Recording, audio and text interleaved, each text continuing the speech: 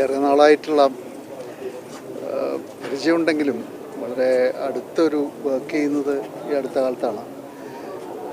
അദ്ദേഹത്തിൻ്റെ കഥകളെല്ലാം ചേർത്തിട്ടുള്ളൊരു മനോരഥങ്ങൾ എന്ന് പറഞ്ഞിട്ടുള്ളൊരു സീരീസിന് വേണ്ടി വർക്ക് ചെയ്തപ്പോഴാണ് ഒരു തിരക്കഥാകൃത്തും സംവിധായകനും എന്നുള്ള രീതിയിൽ ഞാനും അദ്ദേഹമായിട്ട് വളരെ അടുത്ത് ഇടപഴകിയത്. ഒരു 2-3 വർഷങ്ങൾക്ക് മുമ്പ്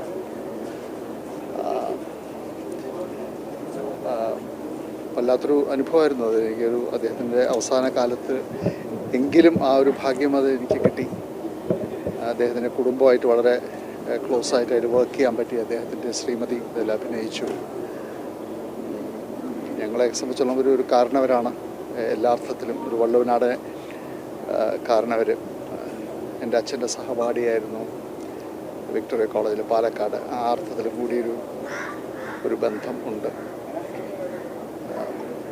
വളരെ തീരാത്തൊരു നഷ്ടമാണ് സാഹിത്യത്തിനും സിനിമയ്ക്കും മറ്റ് സാംസ്കാരിക മുഖങ്ങളിലെല്ലാം അദ്ദേഹത്തിൻ്റെ ആത്മാവിൽ നിത്യശാന്തി.